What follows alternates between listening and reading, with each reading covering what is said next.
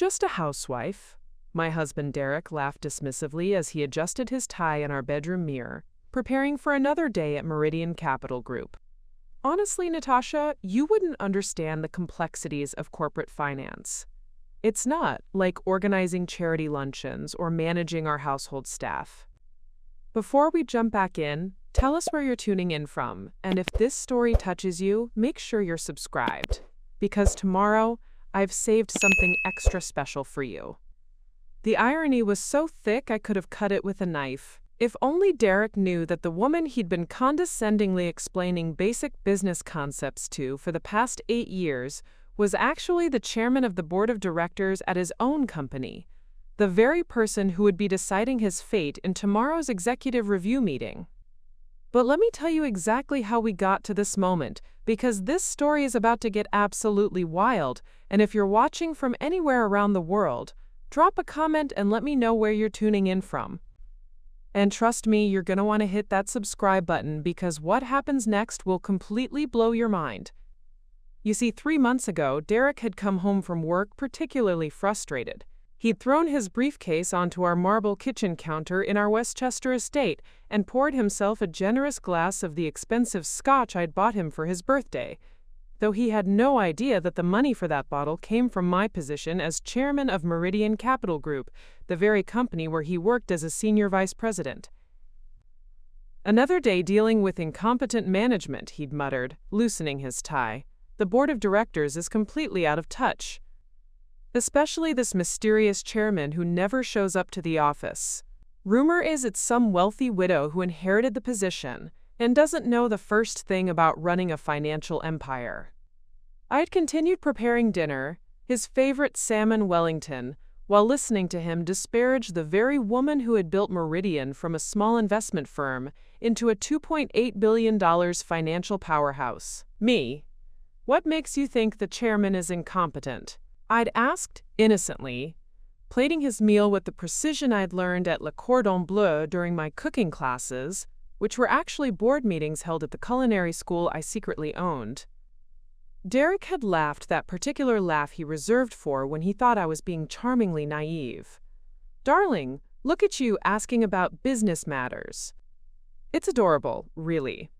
But the financial world is incredibly complex. This chairman, apparently her name is N.R. Whitmore, she's been making decisions that seem brilliant on paper, but show a complete lack of understanding about day-to-day operations. N.R. Whitmore, Natasha Rebecca Whitmore, my maiden name, which I'd kept for all my business dealings while taking Derek's surname Harrison for our social life. The beautiful thing about my husband was his complete inability to connect dots that weren't handed to him on a silver platter. What kind of decisions? I'd pressed, genuinely curious about his perspective on the strategic moves I'd been implementing. Well, Derek had said, cutting into his salmon with the enthusiasm of someone who believed he was educating an eager but simple student. She's been pushing for more ethical investment practices, increased employee benefits, and this ridiculous mentorship program for women in finance. It's all very emotional, not the kind of hard-nosed business acumen you need to run a serious financial institution.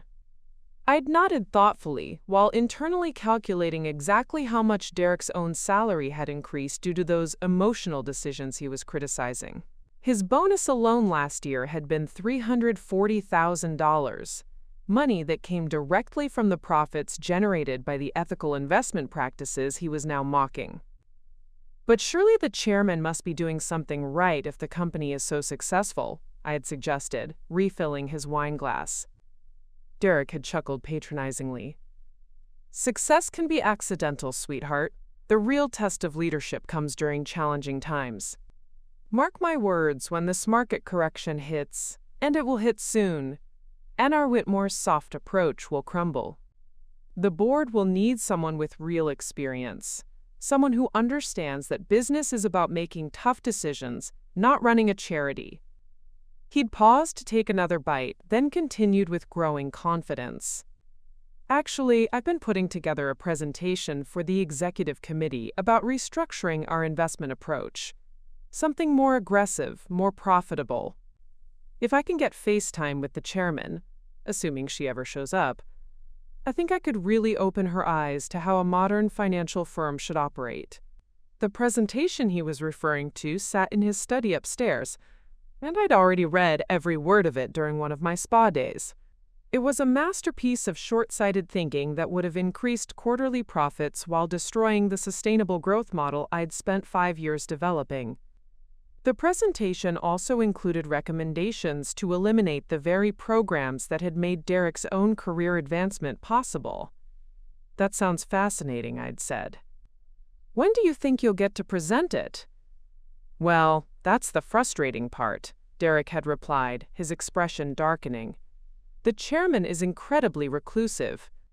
She only appears for major board meetings, and even then, she participates mostly through video conference from some undisclosed location. It's like she's running a Fortune 500 company as a hobby from her living room." If only he knew that the undisclosed location was often the home office just 2 floors above where we were having this conversation, and that I'd been listening to his department's weekly meetings through secure video conferences while he thought I was getting my nails done. "Maybe she has her reasons for staying private," I'd suggested carefully. Derek had scoffed. "What reasons could she possibly have?" "If you're going to run a company, you need to be present, visible, accountable. This hiding behind lawyers and assistants is exactly what's wrong with inherited wealth. People like her, and no offense to your family, darling, they don't understand that respect has to be earned through competence, not bought with money." The beautiful irony was that Derek had fallen in love with me precisely because of my family's wealth, though he'd never known the true extent of it. When we'd met at a charity gala 8 years ago, he'd pursued me relentlessly, charmed by what he saw as a well-connected heiress who could open doors for his ambitious career. He'd been half right. I was well-connected and could indeed open doors. He just had no idea that the doors I could open included the executive boardroom at his own company. "But enough about work," Derek had said that night, reaching across to squeeze my hand. "Let's talk about something you actually understand. How did the planning go for the Rosewood Country Club fundraiser?" And just like that, he'd dismissed the entire conversation, comfortable in his assumption that his simple housewife couldn't possibly grasp the complexities of his professional world. He'd had no idea that the fundraiser I was planning was actually a cover for a private equity meeting, or that the country club was the venue where I'd be meeting with international investors to discuss Meridian's expansion into European markets. As I'd watched Derek finish his dinner that night, completely oblivious to the fact that he was sharing his meal with the very person he'd spent 20 minutes criticizing, I'd made a decision. It was time to stop hiding, time to show my dear husband exactly who he'd been married to all these years. Tomorrow's board meeting would be different. For the first time in 5 years, the mysterious N.R. Whitmore would be attending in person. And Derek Harrison, Senior Vice President of Strategic Development, would finally get his chance to meet the chairman of the board face to face. He just had no idea that he'd been waking up next to her every morning for the past 8 years. Preparing and narrating this story took us a lot of time, so if you are enjoying it, subscribe to our channel. It means a lot to us. Now back to the story. The charity gala at the Grandview Metropolitan Museum was in full swing when I first spotted Derek Harrison across the crowded ballroom. He was standing near the auction table, impeccably dressed in a tailored tuxedo, his confident smile radiating the kind of ambition that seemed to energize the entire room. What caught my attention wasn't his obvious charm. I'd met plenty of charming men, but the way he was studying the guest list, with the calculated intensity of someone mapping out opportunities. I was 26 then, freshly graduated from Wharton Business School with my MBA, and secretly preparing to take over the investment firm my late father had built from nothing. To the outside world, I was simply Natasha Whitmore, the grieving daughter of financier Robert Whitmore, spending her inheritance on designer gowns and charitable causes while the family business was managed by a board of trustees. The truth was far more complex. For 3 years, I'd been working 18-hour days under various aliases, learning every aspect of Whitmore Investments, which would later become Meridian Capital Group after I orchestrated a series of strategic acquisitions and rebrandings. I attended board meetings via secure video conference from a rented office space across town, used voice modulators during conference calls, and conducted all my business through a carefully constructed network of lawyers and assistants. My father had designed this elaborate system before his death, understanding that a 23-year-old woman inheriting a $800 million investment firm would face skepticism, manipulation, and potentially dangerous attention from competitors and opportunists. "Let them underestimate you," he'd advised during one of our final conversations. "Invisible power is the most effective power." So there I was, playing the part of the wealthy socialite while secretly running a financial empire, when Derek Harrison approached me at the champagne fountain. "I don't believe we've been introduced," he said, extending his hand with practiced confidence. "Derek Harrison, Senior Associate at Sterling & Associates Financial. And you must be Natasha Whitmore. I've heard wonderful things about your philanthropic work." Sterling & Associates was a mid-tier investment firm that had been aggressively trying to poach clients from Whitmore Investments for months. I'd been monitoring their activities through my security team, so I knew exactly who Derek was, their rising star, known for his charm with wealthy clients and his ruthless approach to acquisitions. "Lovely to meet you," I replied, accepting his handshake while mentally calculating whether this encounter was coincidental or strategic. "Are you here supporting the Children's Education Foundation?" Derek's smile broadened. "Absolutely. Education is such an important cause, though I have to admit I'm also here for the networking opportunities. Events like this bring together the kind of people who understand the importance of smart financial planning." The way he said "smart financial planning" while looking directly into my eyes told me everything I needed to know. Derek Harrison hadn't approached me because of my devastating beauty or sparkling conversation. He'd approached me because he'd done his homework and knew exactly how much I was worth. Over the next hour, we talked about everything from market volatility to wine vintages, and I found myself genuinely impressed by his knowledge and ambition. Derek was sharp, well-informed, and refreshingly direct about his career goals. When he mentioned his frustration with Sterling & Associates' conservative approach to growth, I saw an opportunity. "Have you ever considered working for a more progressive firm?" I asked casually, sipping my champagne while gauging his reaction. Derek's eyes lit up with interest. "Constantly. Sterling is fine for building experience, but I'm looking for a company that's willing to take calculated risks, that values innovation over tradition. Unfortunately, the most dynamic firms are incredibly selective about their hiring." "What about Whitmore Investments?" I suggested, watching his expression carefully. "I've heard they're expanding their team." For just a moment, Derek's confident facade slipped, replaced by genuine excitement. "Whitmore Investments? They're legendary in the industry. Robert Whitmore built something incredible before he passed away. But from what I understand, the company is in transition since his daughter inherited everything. Word is, she's more interested in charity work than business operations." The irony was delicious. Derek was simultaneously dismissing my business acumen while desperately wanting to work for my company.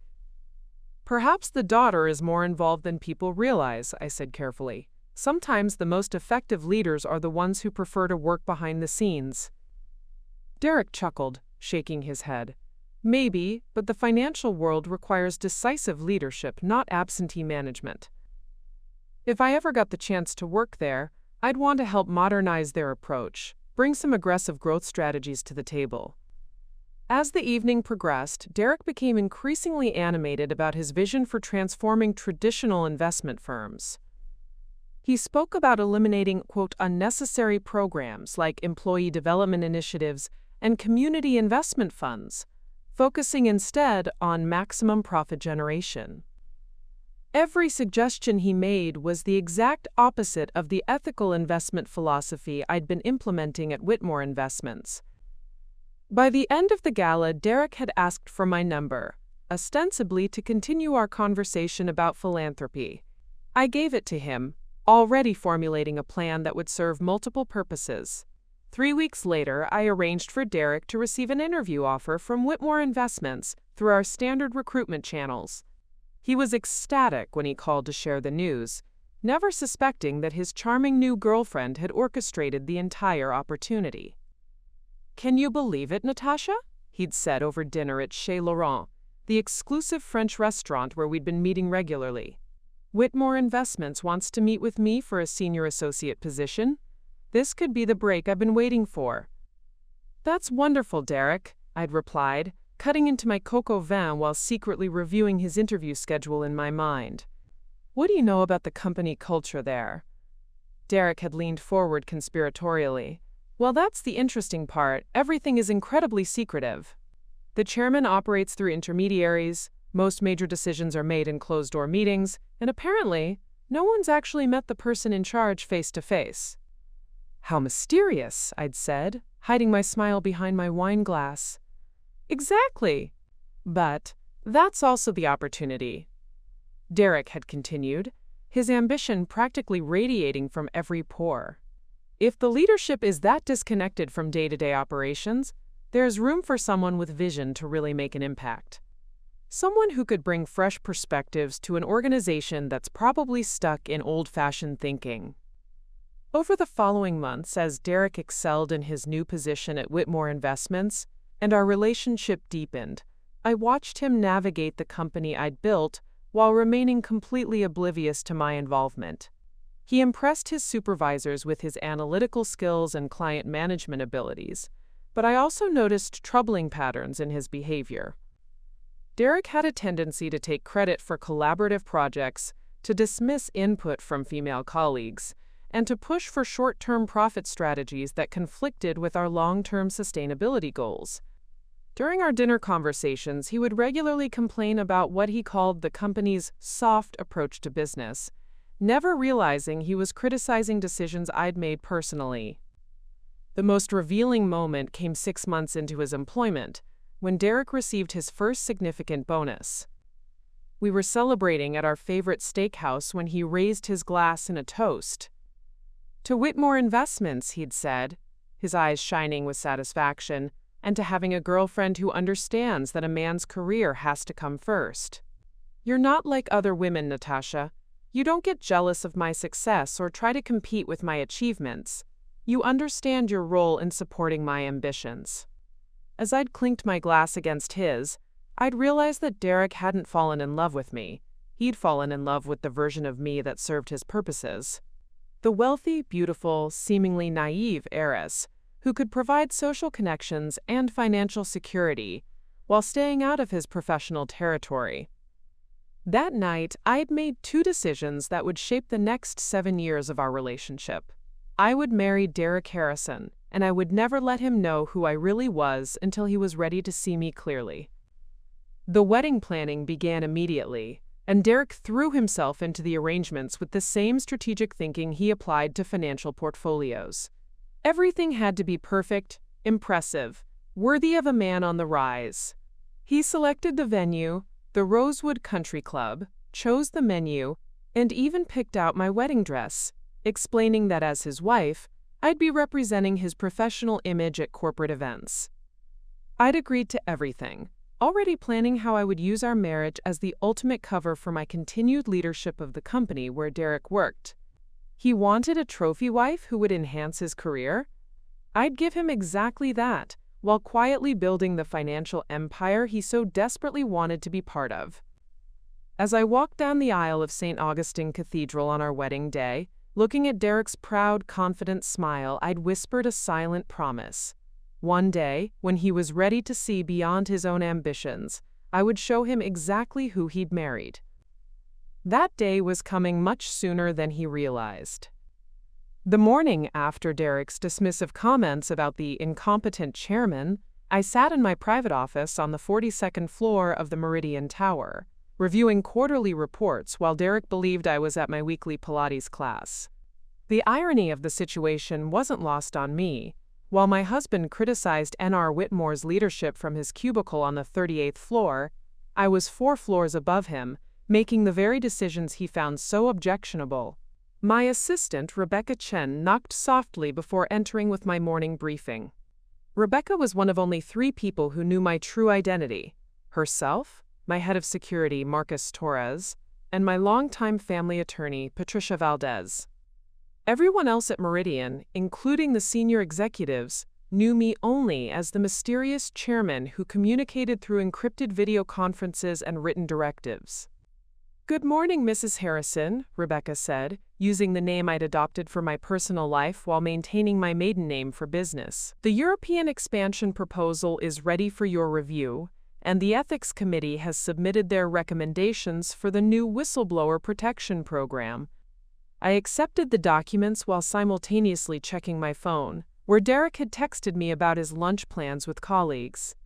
He was meeting with Jonathan Cross and Amanda Peterson from his department to discuss what he called strategic restructuring opportunities, a euphemism for his ongoing campaign to convince senior management that Meridian needed more aggressive, profit-focused leadership. "Rebecca, I need you to schedule a meeting with the board for next Friday," I said, making a decision that had been building for months. "It's time for N.R. Whitmore to make her first in-person appearance." Rebecca's eyebrows rose slightly. In 5 years of working as my assistant, she'd never known me to attend a board meeting physically. My father's protocol of maintaining anonymity had become so ingrained that even I had started to forget what it felt like to claim credit for my own achievements. "Are you certain, Mrs. Harrison? The security implications?" "I'm certain," I interrupted, looking out the floor-to-ceiling windows at the city spread below. Somewhere in this building, my husband was probably explaining to his colleagues why the company needed someone with real business experience to guide it through challenging times. It's time for some transparency.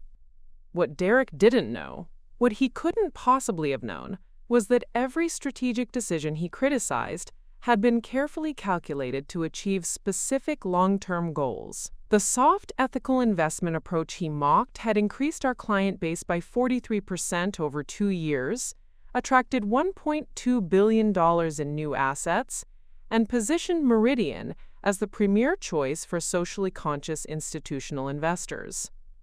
The employee mentorship programs he dismissed as emotional had reduced our staff turnover by 60% and created a pipeline of loyal, highly trained professionals who generated more revenue per employee than any of our competitors. The increased benefits package he saw as unnecessary expense had attracted top talent from rival firms, including 3 senior analysts who'd brought their entire client portfolios with them. But perhaps most importantly, the sustainable growth model I'd implemented had protected Meridian from the kind of market volatility that had destroyed several aggressive firms over the past year. While Derek advocated for high-risk, high-reward strategies, I'd been quietly building a financial fortress that could weather any economic storm. My phone buzzed with another text from Derek, having lunch with the team, discussing some ideas that could really revolutionize how this place operates. "Love you, beautiful." I smiled grimly while dictating a response through voice to text. "Sounds exciting, can't wait to hear about it tonight, love you too." Rebecca watched me with the careful expression she'd perfected over years of witnessing the complex dynamics of my double life. "Mrs. Harrison, if I may ask, why now? You've maintained operational security for so long. What's changed?" The question was fair, and the answer was complicated. Part of it was professional necessity. Meridian had grown to the point where anonymous leadership was becoming increasingly difficult to maintain. Our international expansions required face-to-face meetings with foreign dignitaries and business leaders. Major institutional clients were beginning to request personal meetings with decision-makers. The mysterious chairman approach that had worked for a mid-sized firm was becoming a liability for a global financial powerhouse. But the larger part, the part one was reluctant to admit even to myself, was personal. 8 years of marriage had taught me that Derek's love was conditional on his perception of me as someone who needed his guidance and protection. He'd fallen in love with his idealized version of a wealthy but naive heiress, not with the actual woman who'd built a financial empire through intelligence, strategy, and relentless hard work. Every dinner conversation where he explained basic economic concepts to me as if I were a child. Every social gathering where he introduced me as his beautiful wife while dismissing my attempts to contribute to business discussions. Every night when he came home frustrated with his incompetent leadership and I had to bite my tongue to avoid defending decisions I'd made myself. It all added up to a marriage built on a fundamental lie. Not a lie I'd told, but a lie Derek had told himself about who I was and what I was capable of. "Rebecca," I said finally, "schedule a full security briefing with Marcus for tomorrow morning. I want to review all protocols for public appearances and arrange for my personal stylist. If I'm going to reveal myself to the board, I want to look like the chairman of a $2.8 billion company, not like someone's underestimated wife." As Rebecca left to make the arrangements, I turned my attention to the stack of documents that required my immediate review. The first was Derek's own performance evaluation, submitted by his department head for my approval. Reading through his supervisor's comments, I felt a familiar mixture of pride and frustration.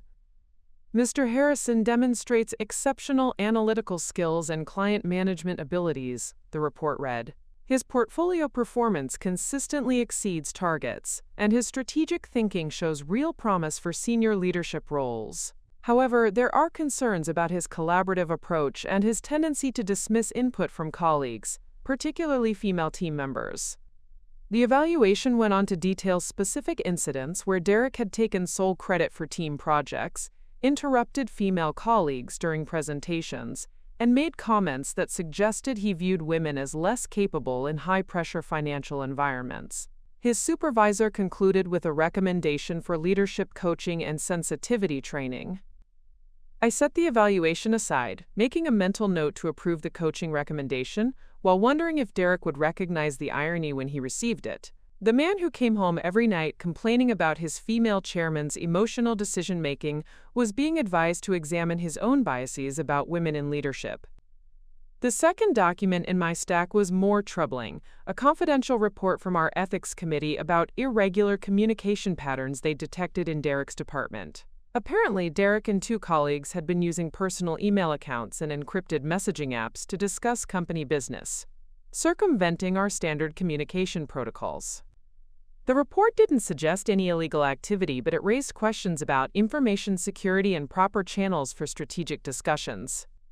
As chairman, I had a responsibility to investigate any potential policy violations. As Derek's wife, I found myself hoping the investigation would reveal nothing more serious than poor judgment. My secure phone rang, displaying Marcus Torres's number. As head of security, Marcus handled everything from cybersecurity threats to executive protection, and his calls usually meant something required immediate attention. "Good morning, Marcus," I answered. "Please tell me this isn't about the Jenkins merger falling through." "No, ma'am, the Jenkins situation is stable," Marcus replied, "but I wanted to alert you to some unusual activity in our surveillance systems. Someone has been attempting to access restricted files about your personal security arrangements." The news sent a chill through me. My anonymity wasn't just a business strategy, it was a safety measure. As one of the youngest female executives in the financial industry, controlling a company worth billions, I'd received my share of threats over the years. Everything from disgruntled investors to corporate espionage attempts to the occasional unhinged individual who blamed me for market fluctuations. "Do we know who's behind the attempts?" I asked, already running through possibilities in my mind. "That's the concerning part," Marcus said. "The access attempts are coming from inside the building, using credentials that belong to mid-level employees. Either we have a security breach or someone is using borrowed access codes to investigate you personally." As Marcus detailed the technical aspects of the security concerns, I found myself staring at Derek's performance evaluation and ethics report. The timing seemed too coincidental. Unusual communication patterns in Derek's department, someone investigating my security arrangements, and Derek's growing complaints about anonymous leadership all happening simultaneously. I ended the call with Marcus and immediately placed another to Patricia Valdez, my attorney. If someone was investigating my personal security, I needed to know who and why before I made any public appearances. "Patricia, I said when she answered. I need you to run a comprehensive background check on 3 employees: Derek Harrison, Jonathan Cross, and Amanda Peterson. I want to know everything: financial records, personal associations, recent communications, and any connections to outside entities. Derek Harrison? Patricia repeated. Natasha, that's your husband. I know exactly who Derek Harrison is, I replied, watching the city traffic crawl along the streets below. What I need to know is what Derek Harrison is doing. As I hung up the phone, I realized that my decision to reveal myself to the board had just become more complicated. I wasn't just dealing with a husband who underestimated his wife. I might be dealing with employees who posed a genuine security threat to the company I'd spent years building. The game was about to change, and for the first time in 8 years, I wasn't entirely certain I controlled all the pieces on the board.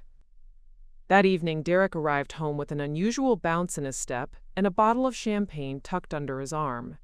I was in the kitchen preparing his favorite dinner, braised short ribs with truffle mashed potatoes, while simultaneously reviewing encrypted emails on my tablet about the security breach Marcus had discovered. Celebrating something special? I asked, accepting his kiss on the cheek while discreetly closing the tablet and sliding it into the kitchen drawer. Actually, yes, Derek said, his eyes practically sparkling with excitement. Today might have been the most productive day of my career at Meridian. Jonathan, Amanda, and I had an incredible brainstorming session about the company's future direction. As Derek opened the champagne with theatrical flair, I continued seasoning the short ribs while my mind raced through the implications. The same 3 employees mentioned in the ethics report about unauthorized communications were now celebrating something together. The timing couldn't be coincidental. Tell me everything, I said, channeling the supportive wife role I'd perfected over 8 years of marriage. What kind of future direction? Derek poured 2 glasses of champagne and handed me one, his expression taking on the passionate intensity he usually reserved for discussing major financial opportunities. Natasha, what I'm about to tell you is confidential, but I think we might have figured out a way to save Meridian from its current leadership crisis. The irony was staggering. My husband was about to explain how he planned to save my company from me. The problem, Derek continued, settling onto one of our kitchen bar stools, is that this mysterious chairman has been making decisions in complete isolation. No input from the people who actually understand day-to-day operations. No consideration for market realities. No appreciation for what it takes to compete in today's financial environment. I nodded sympathetically while mentally reviewing the quarterly reports that showed Meridian outperforming every major competitor in our sector. What kind of decisions are you talking about? Well, for starters, this obsession with ethical investing, Derek said, warming to his subject. Look, I'm all for doing the right thing, but we're leaving millions on the table by avoiding perfectly legal investment opportunities just because they don't meet some arbitrary moral standard. The, quote, arbitrary moral standard he was dismissing had attracted 3 major pension funds and 2 university endowments to our client base in the past 6 months, bringing in $400 million in new assets under management. But I simply nodded and asked, what would you do differently? Derek's face lit up like a child describing his birthday wish list. That's exactly what we spent the afternoon working on. Jonathan has connections with several hedge funds that could partner with us on some very lucrative ventures. Amanda's been researching international opportunities that could triple our quarterly returns. And I've been developing a comprehensive restructuring plan that could increase our profit margins by at least 30%. As Derek spoke, I realized that what he was describing wasn't just a difference in business philosophy. It was a complete dismantling of everything I'd built. The hedge fund partnerships he mentioned were with firms known for aggressive tactics that had resulted in several SEC investigations. The international opportunities Amanda was researching were likely in markets I'd deliberately avoided due to regulatory instability and ethical concerns. How would you implement these changes? I asked, taking a sip of champagne while my stomach churned with a mixture of anxiety and anger. That's the brilliant part, Derek said, leaning forward conspiratorially. We think the mysterious chairman situation might actually work in our favor. If this N.R. Whitmore person is as disconnected from operations as she seems, we might be able to present our proposals directly to the board of directors. I nearly choked on my champagne. The board of directors? Exactly, Derek exclaimed, misinterpreting my shock as excitement. Jonathan has been building relationships with several board members through his charity work. Amanda's family has connections with some of the major shareholders. And I've been documenting every instance where current leadership has left money on the table or made strategically questionable decisions. The pieces of the puzzle were falling into place with terrifying clarity. The unauthorized communications, the attempts to access my security files, the sudden interest in board relationships. Derek and his colleagues weren't just complaining about leadership decisions. They were actively planning what amounted to a corporate coup. That sounds ambitious, I managed, setting down my champagne glass before my trembling hands betrayed my emotional state. What makes you think the board would listen to your proposals? Derek's smile took on a calculating edge that I'd never seen before. Because we're not just bringing complaints, we're bringing solutions. And more importantly, we're bringing evidence that the current leadership structure is fundamentally flawed. What kind of evidence? Well, Derek said, pulling out his phone and scrolling through what appeared to be a detailed document. I've been tracking every major decision made by the chairman over the past 2 years. Investment choices that prioritize social impact over maximum returns. Personnel decisions that promoted diversity over proven performance metrics. Strategic initiatives that focused on long-term sustainability rather than immediate profit generation. Every item Derek listed as evidence of poor leadership was actually a decision I'd made after extensive research and consultation with industry experts. The social impact investments had outperformed traditional portfolios by 12%. The diversity promotions had brought in top talent who generated record-breaking results. The sustainability initiatives had positioned Meridian ahead of regulatory changes that had caught our competitors off guard. But Derek saw only missed opportunities for aggressive profit-taking. The most damning evidence, Derek continued, is the complete lack of transparency. A CEO who refuses to show her face, who makes major decisions without consulting the people who have to implement them, who runs a Fortune 500 company like it's her personal hobby project. That's not leadership, that's negligence. As Derek spoke, I found myself watching him as if seeing him clearly for the first time in 8 years. This wasn't just professional ambition. This was a man who genuinely believed that his judgment was superior to mine, despite having no knowledge of my actual credentials, experience, or track record. He was planning to overthrow the leadership of a company he didn't understand, run by a woman whose capabilities he'd never bothered to investigate. When are you planning to present these proposals to the board? I asked, proud that my voice remained steady despite the fury building inside me. That's still being finalized, Derek said, but probably within the next few weeks. We want to make sure we have all our documentation in order and the right board members on our side before we make our move. The word move sent a chill through me. This wasn't just a presentation. It was a coordinated campaign to undermine my authority and potentially remove me from leadership of my own company. Derek, I said carefully, have you considered that there might be reasons for the chairman's approach that you're not aware of? Maybe the anonymity serves a purpose. Or maybe the long-term strategy is more complex than it appears from your level? Derek laughed, the sound holding a condescension that made my skin crawl. Darling, you're being far too generous. Sometimes the simplest explanation is the correct one. We have an absent leader who inherited a position she's not qualified for. It happens all the time in family businesses.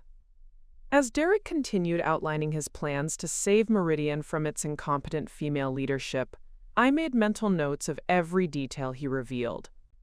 Jonathan's board connections, Amanda's family relationships, the specific documentation they were compiling, all of it would be crucial information for the security investigation Marcus was conducting.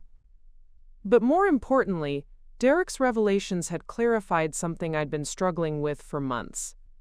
My decision to reveal myself to the board wasn't just about claiming credit for my achievements. It was about protecting the company I'd built from people who would destroy it in pursuit of short-term gains. When Derek finally finished his presentation and headed upstairs to shower, I immediately retrieved my tablet from the kitchen drawer and sent a coded message to Rebecca. Emergency board meeting moved to Thursday. Prepare full presentation materials and security briefing. The situation has escalated.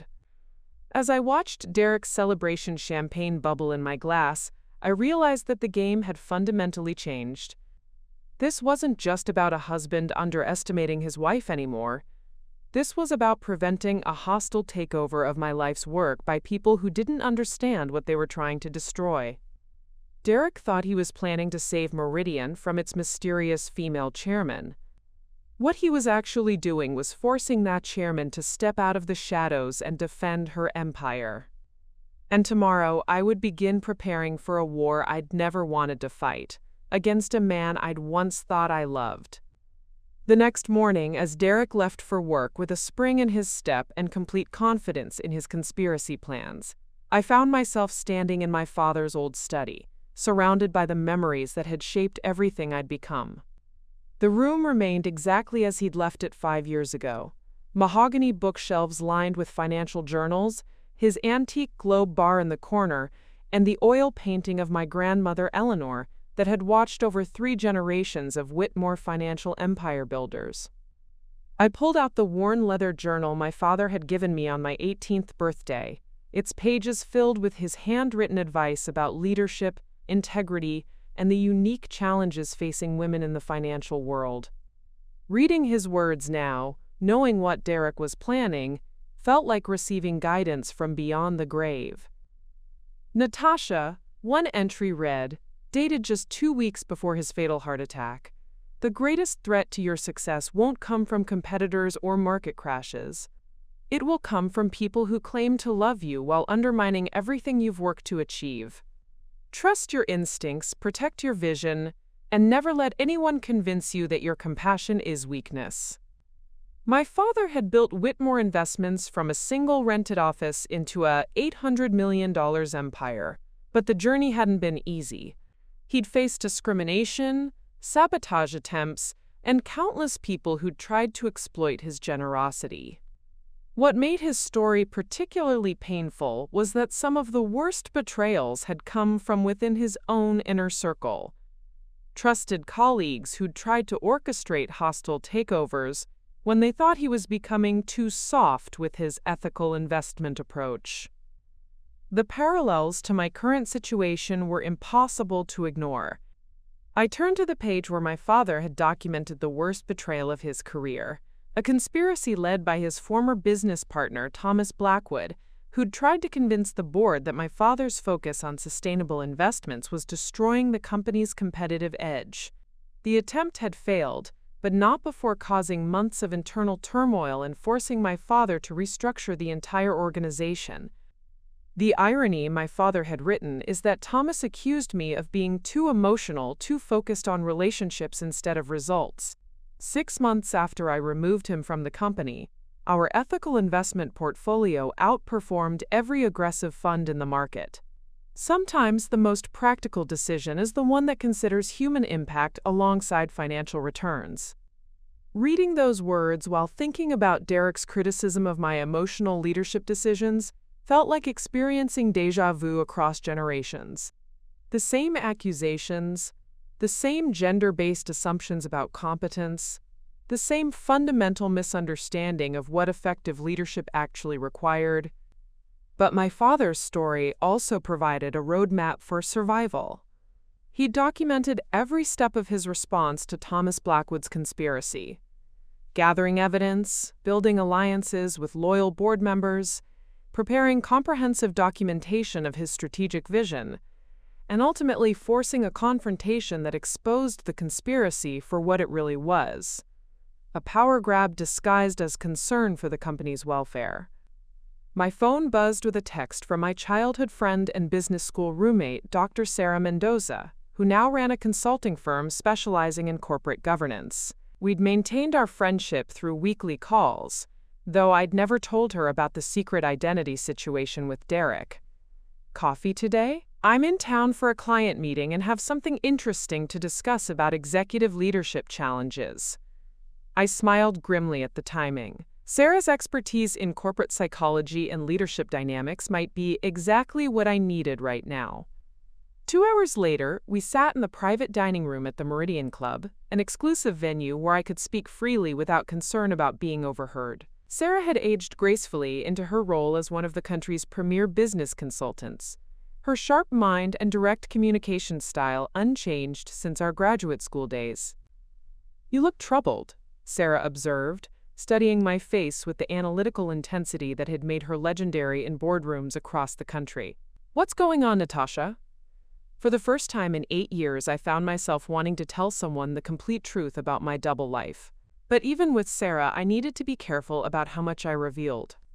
"Hypothetically," I began, "if a woman was running a major company while maintaining complete anonymity, and she discovered that her own employees were planning to undermine her leadership, what would you recommend?" Sarah's eyebrows rose with interest. "Hypothetically? That's a fascinating scenario. How long has this woman been leading anonymously?" "About 5 years. She inherited the position, but chose to maintain privacy for security and strategic reasons." "And the employees planning to undermine her? Do they know her true identity?" "No, they think she's incompetent precisely because she's anonymous. They assume any woman who doesn't assert herself publicly must be weak or unqualified." Sarah leaned back in her chair, a knowing smile playing at the corners of her mouth. "Natasha, in 20 years of consulting, I've learned that when someone asks about a hypothetical situation with this level of specific detail, it's usually not hypothetical at all." I felt heat rise in my cheeks but maintained my composure. "Let's just say I'm asking for a friend." "Your friend," Sarah said, her tone becoming more serious, "is facing what I call the invisible authority paradox. When women lead from behind the scenes, they're criticized for being weak. When they step forward and assert authority, they're criticized for being aggressive. It's a double bind that's destroyed more female executives than market crashes and economic downturns combined." Sarah pulled out a legal pad and began sketching what looked like an organizational chart. "The solution isn't to choose between invisibility and visibility. It's to control the narrative when you make the transition. Your friend needs to reveal herself on her own terms, with her own evidence, and in a way that makes her critics look foolish rather than prescient." "What kind of evidence?" "Performance metrics, strategic successes, documentation of decisions that proved correct despite initial criticism. She needs to show that her approach wasn't just different, it was better. And she needs to do it in a forum where her critics can't control the conversation." As Sarah spoke, I found myself taking mental notes about my own situation. The board meeting I'd scheduled for Thursday could be exactly the forum she was describing, if I approached it correctly. "There's another element to consider," Sarah continued. "When men challenge female leadership, it's rarely just about business disagreements. It's usually about deeply held beliefs that women aren't suited for high-stakes decision-making. Your friend's critics probably genuinely believe they're saving the company from female incompetence." The observation hit uncomfortably close to home. Derek's conspiracy wasn't motivated by malice. It was motivated by sincere conviction that he knew better than his anonymous female chairman. In his mind, he was the hero of this story. "So how does she handle the gender dynamic?" I asked. "By making it irrelevant," Sarah replied immediately. "She presents results that are so overwhelming, strategies that are so clearly superior, and vision that is so obviously successful that gender becomes a non-factor. She forces them to argue with her track record instead of her demographics." Over the next hour, Sarah outlined a comprehensive strategy for what she called authoritative emergence, the process of transitioning from anonymous leadership to public authority without losing credibility or control. Every element of her advice aligned with the plans forming in my mind for Thursday's board meeting. As we prepared to leave, Sarah placed her hand on my arm with the familiarity of our decades-long friendship. Natasha, whatever situation your friend is facing, I want you to remember something. Women in leadership positions often feel like they have to prove themselves twice as hard and be twice as perfect. But sometimes the most powerful thing a woman can do is simply show up as herself, fully competent, completely confident, and utterly unapologetic for her success. Walking back to my car, I realized that Sarah had given me more than strategic advice. She'd reminded me of something I'd forgotten during 8 years of playing the supportive wife role. I hadn't built Meridian Capital Group by being Derek's idealized version of femininity. I'd built it by being exactly the kind of leader he now claimed the company needed. Decisive, strategic, results-oriented, and absolutely ruthless when protecting what mattered most. Thursday's board meeting wouldn't just be a revelation, it would be a reclamation, not just of my professional identity, but of the woman I'd been before I'd started hiding behind someone else's expectations of who I should be. That evening, as Derek came home excited about progress on his conspiracy plans, I listened with the calm detachment of someone who'd already decided how the story would end.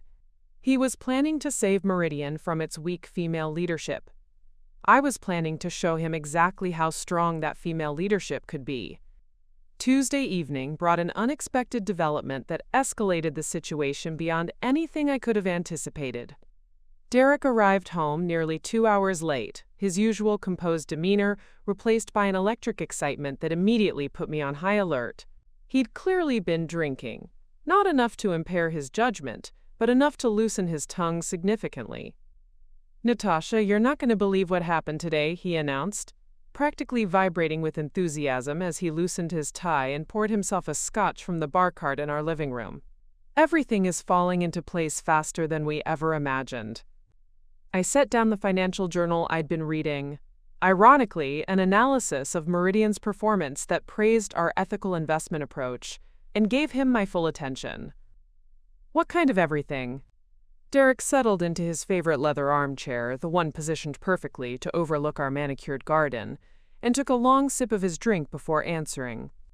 "Jonathan made contact with board member Harrison Fitzgerald today. Do you remember meeting him at last year's charity auction?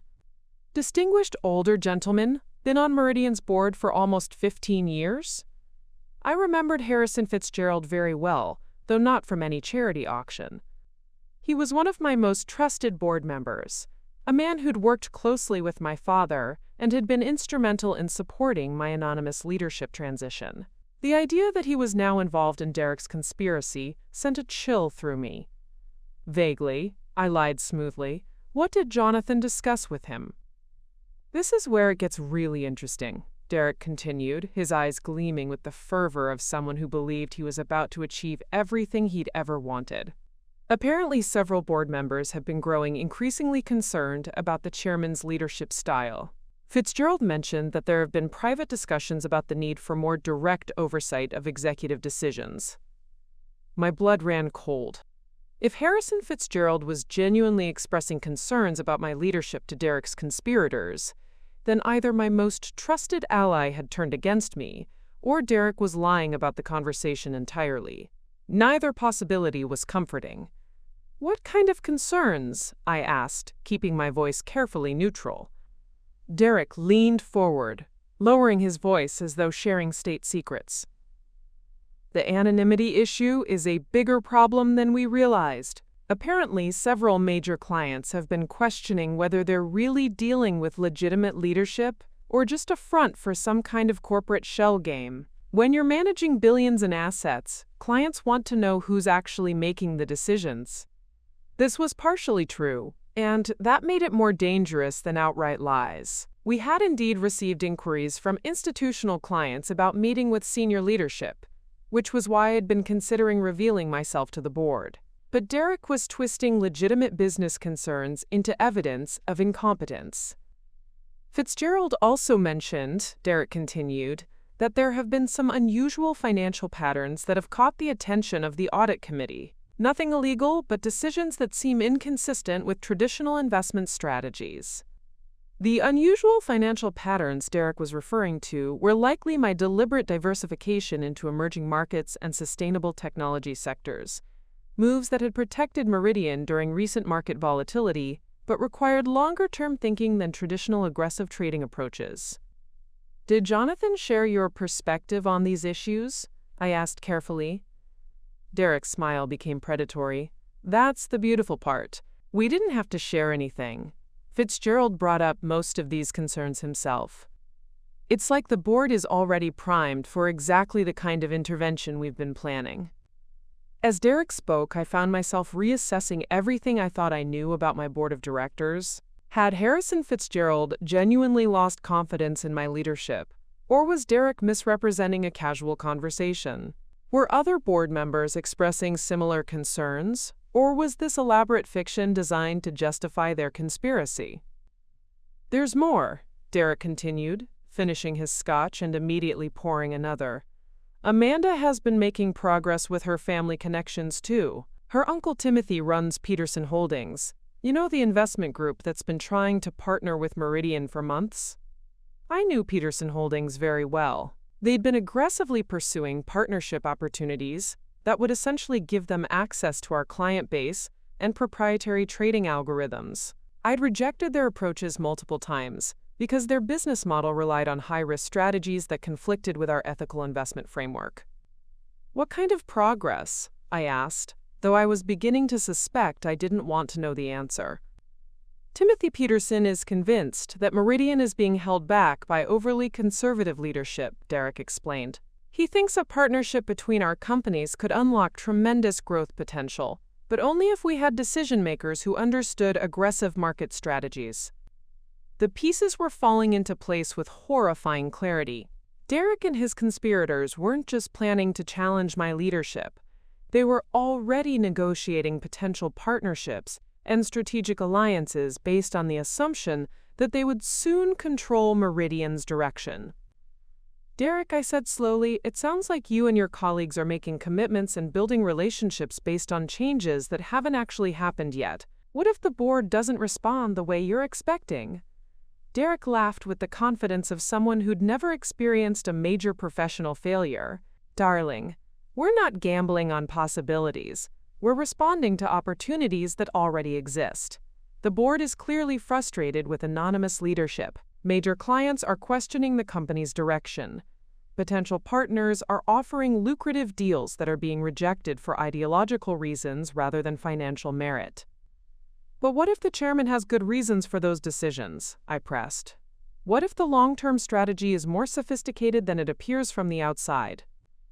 Derek's expression shifted slightly, and for a moment I saw something that genuinely frightened me. Not just condescension, but active contempt for the possibility that a woman could possess strategic intelligence superior to his own. Natasha, you're being far too generous, he said, his tone taking on the patient quality of someone explaining simple concepts to a child. Sometimes leadership failure is exactly what it appears to be. A person who inherited a position they weren't qualified for, making emotional decisions instead of rational ones, and hiding behind anonymity because they know their credentials can't withstand scrutiny. Every word Derek spoke felt like a personal attack, because in his mind, that's exactly what it was. He wasn't just criticizing an anonymous chairman. He was articulating his fundamental beliefs about women in leadership positions. We were emotional rather than rational, unqualified rather than strategic, hiding rather than leading. The most telling evidence, Derek continued, is the complete unwillingness to engage in transparent leadership. Any competent executive would be eager to demonstrate their capabilities and build relationships with stakeholders. The fact that this chairman refuses to show her face suggests she knows she can't defend her decisions in person. As Derek outlined his reasoning, I realized that his conspiracy was built on a foundation of assumptions that revealed more about his own prejudices than about my actual leadership capabilities. He'd concluded that anonymous leadership was evidence of weakness rather than strategy, that ethical investing was evidence of emotion rather than intelligence, and that any woman who didn't conform to his expectations of executive behavior must be incompetent. "When are you planning to move forward with your proposals?" I asked, knowing that I needed specific timeline information for my own strategic planning. "That's the exciting part," Derek replied. "Fitzgerald suggested that we could present our concerns directly to the full board at their next meeting.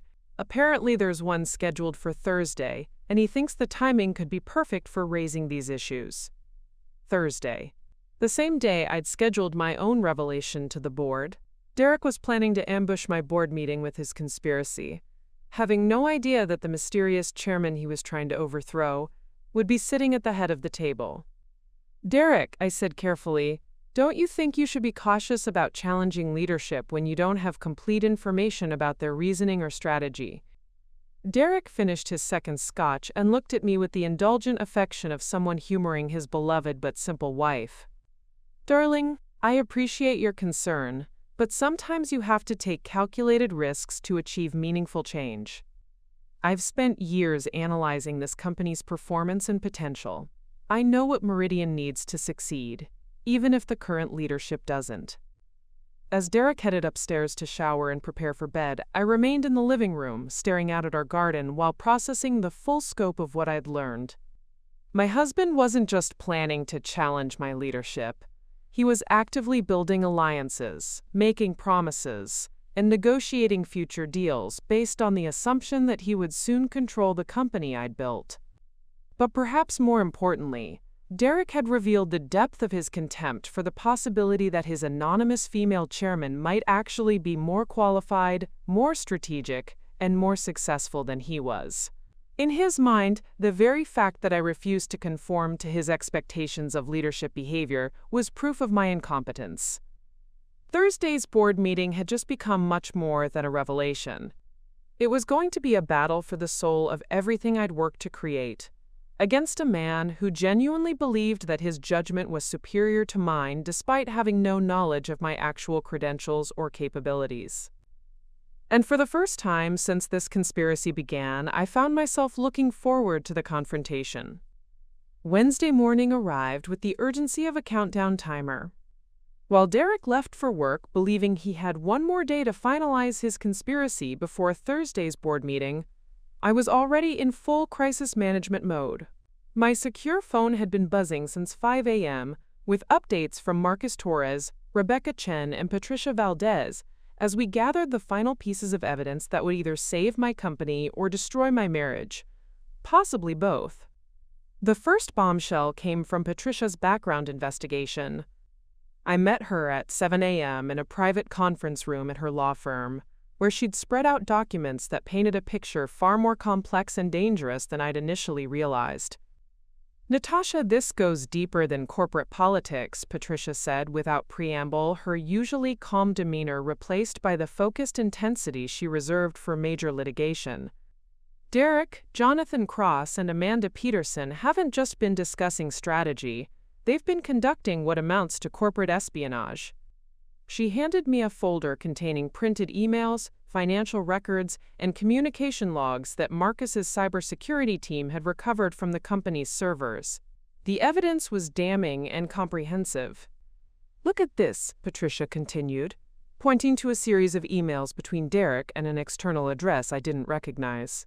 "For the past 6 weeks, Derek has been forwarding confidential financial reports, client lists, and strategic planning documents to someone outside the company. The recipient appears to be connected to Peterson Holdings, Amanda's uncle's firm." My hands trembled as I read through Derek's communications. He wasn't just sharing general complaints about leadership. He was providing Peterson Holdings with detailed intelligence about Meridian's operations, client relationships, and investment strategies. Information that could be used to steal clients, undercut our competitive advantages, or even manipulate market positions against us. "There's more," Patricia said, producing another set of documents. "Jonathan Cross has been meeting regularly with reporters from Financial Tribune and Wall Street Monitor. Based on his calendar entries and expense reports, he's been positioning himself as a whistleblower prepared to expose leadership failures at Meridian." The implications hit me like a physical blow. Derek's conspiracy wasn't just about internal company politics. They were preparing to destroy Meridian's reputation publicly if they couldn't achieve their goals through the board meeting. And Amanda Peterson, Patricia continued, has been in communication with headhunters from 3 major competing firms. She's been discussing not just her own career prospects, but providing information about key Meridian employees who might be vulnerable to recruitment offers. As I processed the scope of their betrayal, my secure phone rang with a call from Marcus Torres. His voice was grim when I answered. "Mrs. Harrison, we've identified the source of the security breaches I mentioned yesterday. Someone has been systematically photographing documents in Derek's department after hours, and we've traced the access cards used to Derek himself." "What kind of documents?" I asked, though I was beginning to fear the answer. "Everything," Marcus replied. "Client contracts, proprietary trading algorithms, risk assessment protocols, and most concerning, your personal security arrangements and travel schedules." The room seemed to tilt slightly as the full picture emerged. Derek hadn't just been stealing business intelligence, he'd been gathering information about my personal safety protocols. Whether this was motivated by curiosity about the mysterious chairman's identity or something more sinister, the violation felt profound and personal. Patricia leaned forward, studying my expression. "Natasha, we need to discuss your options. This level of corporate espionage could result in criminal charges if we choose to pursue them. But given your unique situation with Derek, you need to decide how you want to handle this." Over the next hour, Patricia and I developed a comprehensive legal strategy that would protect Meridian while giving me maximum flexibility in dealing with Derek personally. We prepared cease and desist letters for all 3 conspirators, documentation for potential criminal referrals to federal authorities, and emergency injunctions to prevent further disclosure of confidential information. But the most important element of our strategy was the presentation I would make to the board tomorrow. Patricia had helped me compile a comprehensive dossier that not only revealed my identity as N.R. Whitmore, but documented every decision I'd made as chairman, complete with performance metrics that proved the success of my leadership approach. "The key," Patricia explained, "is to control the narrative completely. When Derek and his colleagues attempt to present their concerns tomorrow, you'll already have established your credibility and authority. They'll be reduced to making complaints about decisions you can defend with concrete results."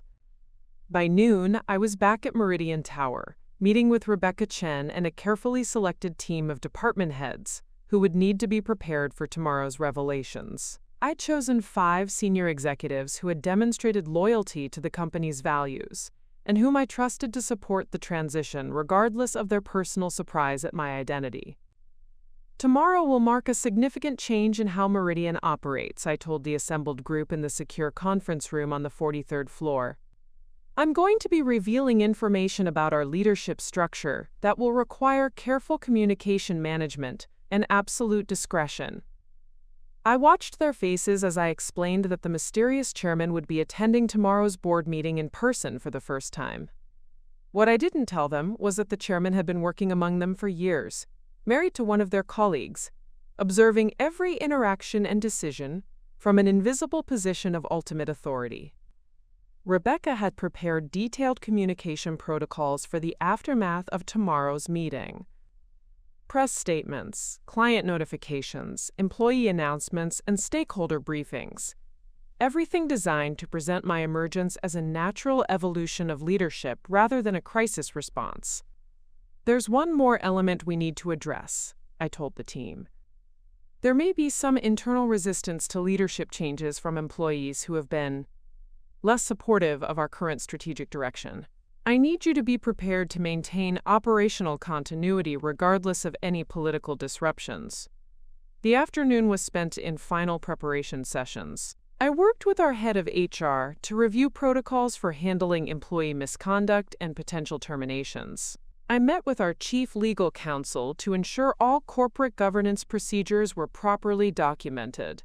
I even had a session with our crisis communications team to prepare for potential media attention.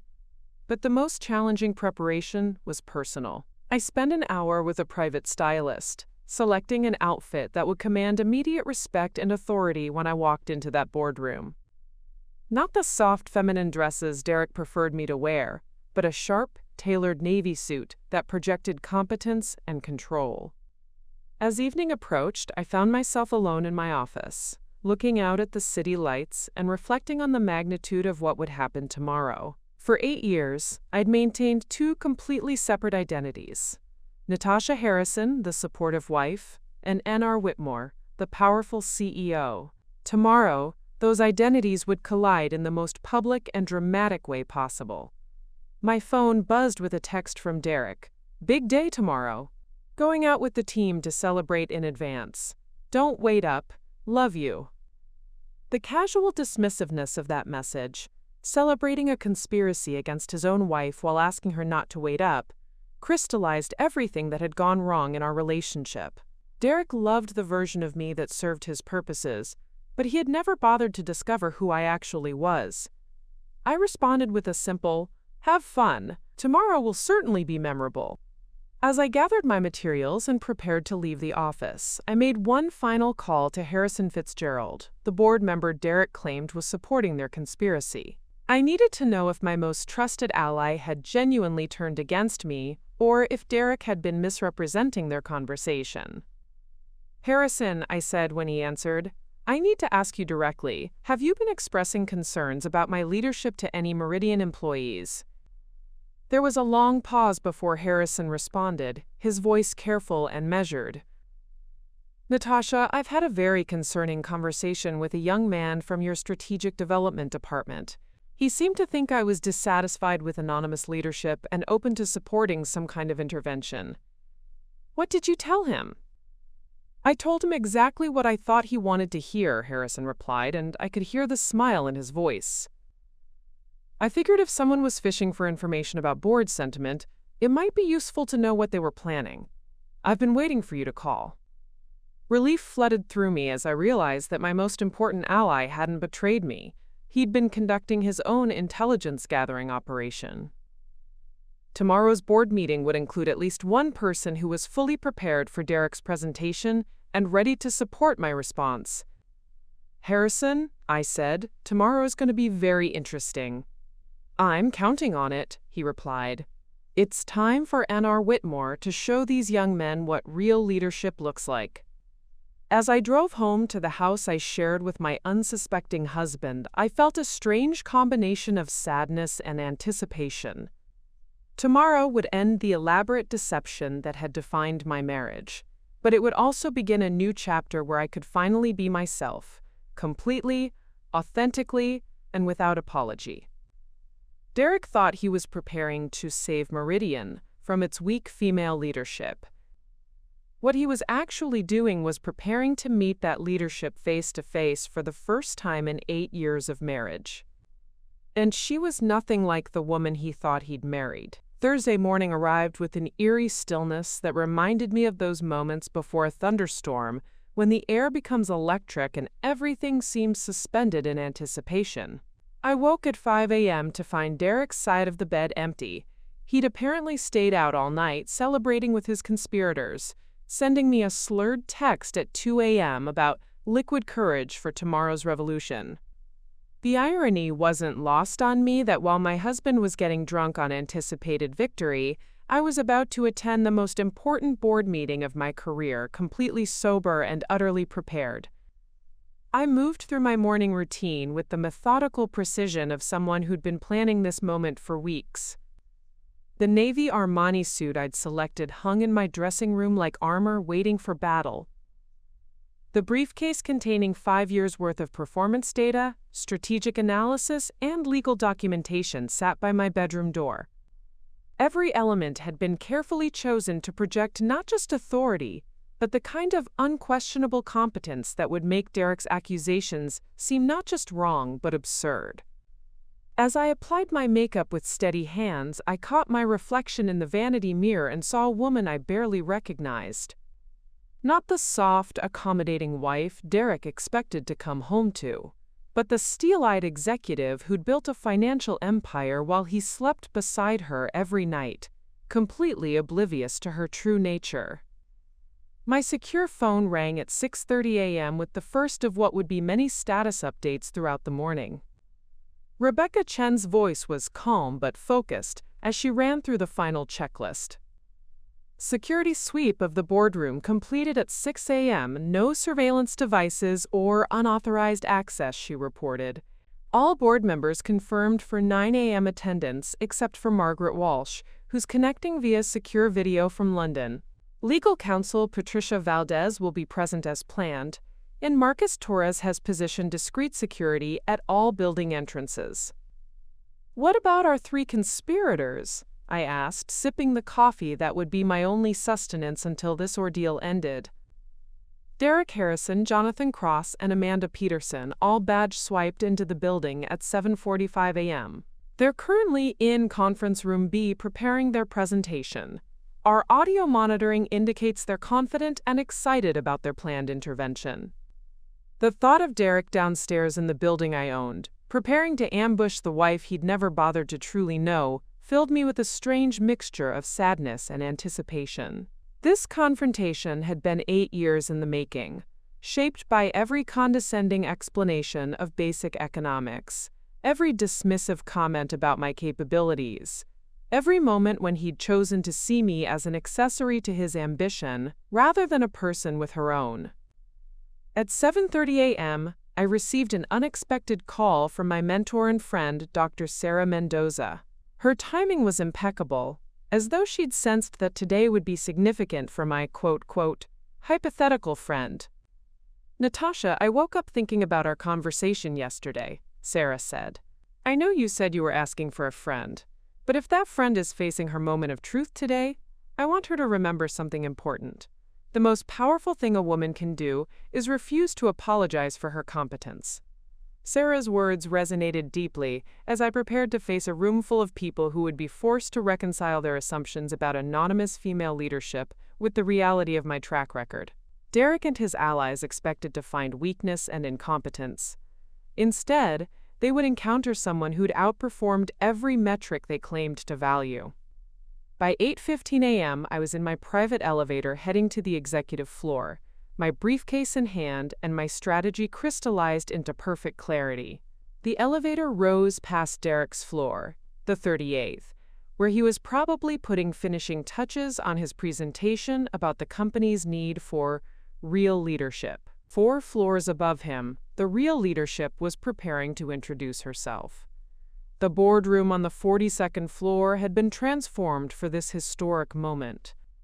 Instead of the usual video conference setup for my anonymous participation, a place of honor had been prepared at the head of the mahogany table. Fresh flowers, white orchids, my grandmother Eleanor's favorite, had been arranged as a subtle reminder of the family legacy I was about to claim publicly. Patricia Valdez arrived at 8:30 a.m., carrying additional legal documentation we might need depending on how Derek's conspiracy played out. Her presence served multiple purposes: legal counsel for the revelation, witness to any threats or inappropriate behavior, and backup authority if the situation escalated beyond corporate politics into criminal territory. Everything ready? Patricia asked, setting down her own briefcase filled with cease and desist orders, criminal referral documents, and termination paperwork. More than ready, I replied, surprising myself with the steadiness of my voice. For the first time in 8 years, I'm about to be completely honest about who I am. At 8:45 a.m., the board members began arriving. Harrison Fitzgerald entered first, his distinguished gray hair perfectly styled and his expression carefully neutral. He caught my eye and gave an almost imperceptible nod. Our secret ally, ready to support the woman he'd been protecting through this elaborate charade. Margaret Walsh's face appeared on the secure video monitor from London, her British accent crisp, as she tested the audio connection. Good morning, everyone. I understand today's meeting will be particularly significant. The other board members filed in. Dr. Robert Chin, no relation to Rebecca, our technology specialist, Jennifer Morrison, former Treasury Department official, David Kim, international markets expert, and Thomas Wright, the institutional investment guru, who'd initially been skeptical of my father's ethical approach but had become one of my strongest supporters after seeing the results. Each person represented years of careful relationship building, strategic decision-making, and proven leadership. They weren't just board members. They were witnesses to my competence, documentation of my success, and validation of every choice Derek was about to criticize. At 8:55 a.m., my phone buzzed with a text from Derek. "Wish me luck, beautiful. Today I make history at Meridian." I stared at the message for a long moment before typing my response. "You certainly will. See you soon." The double meaning wasn't lost on me. Derek thought he was about to make history by exposing incompetent leadership. Instead, he was about to witness history as his anonymous target revealed herself to be the woman who'd been sharing his bed for 8 years while building everything he claimed to want. As 9 a.m. approached, I could hear voices in the hallway outside the boardroom. Derek, Jonathan, and Amanda had arrived for what they believed would be their moment of triumph. Their confident laughter echoed through the corridor as they discussed final details of their presentation. "Remember," I heard Derek saying to his conspirators, "we're not attacking the chairman personally. We're concerned about the company's future. Stay professional, stick to the facts, and let the evidence speak for itself." The irony was exquisite. Derek was coaching his team to remain professional while preparing to ambush a board meeting with accusations against a leader whose identity he'd never bothered to investigate. His facts were misinterpretations of successful strategies, and his evidence would crumble the moment he faced the actual person who'd made those decisions. Patricia checked her watch and nodded to me. "It's time." As I stood up and smoothed my suit jacket, I felt 8 years of hidden identity, suppressed competence, and accumulated frustration crystallize into a moment of absolute clarity. The woman Derek had married was about to meet the chairman he'd been trying to overthrow, and they were the same person. I walked toward the boardroom door, my heels clicking against the marble floor with the steady rhythm of someone who belonged exactly where she was going. Behind that door waited the most important 15 minutes of my professional life, the moment when N.R. Whitmore would finally show her face to the world. But first, she would show it to her husband, who was about to learn that the simple housewife he'd been condescending to for 8 years was actually the most powerful person in his professional universe. The boardroom door opened, and I stepped inside to claim my rightful place at the head of the table, ready to face whatever came next with the full force of my authentic self. The boardroom fell silent as I entered, taking my place at the head of the mahogany table, with the kind of natural authority that comes from years of earned leadership. The board members who knew me only as the mysterious voice behind strategic decisions were seeing N.R. Whitmore in person for the first time, and their expressions ranged from curiosity to surprise to dawning recognition. Harrison Fitzgerald cleared his throat and called the meeting to order with formal precision. "Ladies and gentlemen, before we begin today's regular agenda, we have a special presentation from our chairman, who has chosen to attend in person for the first time in 5 years." I stood, placing my hands on the polished table surface, and looked directly into the faces of the people who'd trusted my leadership even without knowing my identity. "Thank you, Harrison. Board members, after 5 years of anonymous leadership, I believe it's time for complete transparency about who has been guiding Meridian Capital Group." Before I could continue, the boardroom door opened with unnecessary force, and Derek strode in with Jonathan Cross and Amanda Peterson flanking him like lieutenants in a military operation. Their confident expressions and purposeful movement made it clear they believed they were interrupting a routine board meeting, perfectly positioned to make their dramatic intervention. Derek's eyes swept the room, clearly looking for the mysterious chairman they'd come to confront, before settling on me with visible confusion. "Natasha, what are you doing here?" The question hung in the air like a physical presence, loaded with assumptions, misconceptions, and 8 years of willful blindness. Every person in that room understood the magnitude of what was about to unfold, except for the 3 conspirators who'd just walked into their own professional execution. "I'm attending a board meeting," I replied calmly, my voice carrying the steady authority that had guided Meridian through market volatility, strategic expansions, and ethical investment decisions that had generated billions in returns. "The question is, what are you doing here, Derek?" Jonathan Cross stepped forward, his presentation folder clutched in his hands like a shield.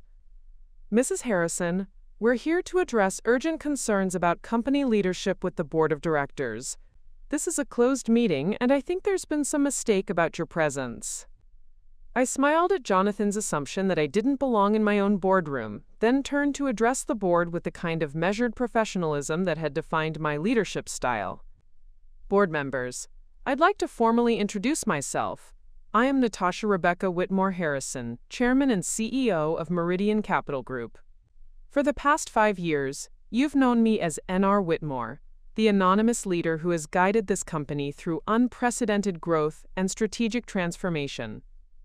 The silence that followed was deafening. Derek's face went through a series of expressions: confusion, disbelief, shock, and finally a dawning horror as the implications crashed over him like a tsunami. The woman he'd dismissed as just a housewife was the powerful chairman he'd been scheming to overthrow. Amanda Peterson's mouth opened and closed without sound, her carefully prepared presentation suddenly irrelevant in the face of this impossible revelation. Her uncle's partnership plans with Peterson Holdings, her family's connections, her entire strategic framework for approaching the board, all of it based on the assumption that she was dealing with a weak, absent leader who could be easily manipulated. But it was Derek's reaction that captured my attention completely. The blood drained from his face as 8 years of marriage replayed in his mind with devastating new context. Every condescending explanation of basic economics he'd given me. Every dismissive comment about my understanding of business. Every night he'd come home complaining about his incompetent female chairman while that chairman served him dinner and listened with supportive silence. "That's impossible," Derek whispered, his voice barely audible. You can't be, you're a housewife." The word housewife echoed in the boardroom like an accusation, revealing everything Derek had chosen to see and everything he'd refused to acknowledge.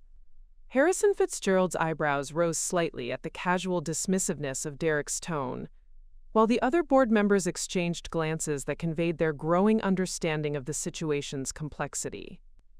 "Derek," I said, my voice remaining steady despite the emotional earthquake happening inside me, "I've been the chairman of Meridian Capital Group since I was 28 years old. I inherited this position from my father, Robert Whitmore, and I've spent the past 5 years building this company into a $2.8 billion financial powerhouse, while you worked 4 floors below me, completely unaware that your simple housewife was actually your ultimate boss." I opened my briefcase and began distributing copies of performance reports, strategic analysis documents, and leadership achievement summaries that I'd prepared for this moment.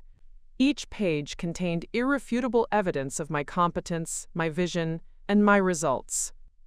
"The ethical investment approach you've criticized has increased our client base by 43% and attracted $1.2 billion in new assets," I continued, watching Derek's face as each fact landed like a physical blow. "The employee mentorship programs you dismissed as, quote, emotional, have reduced turnover by 60% and created the most productive workforce in our industry.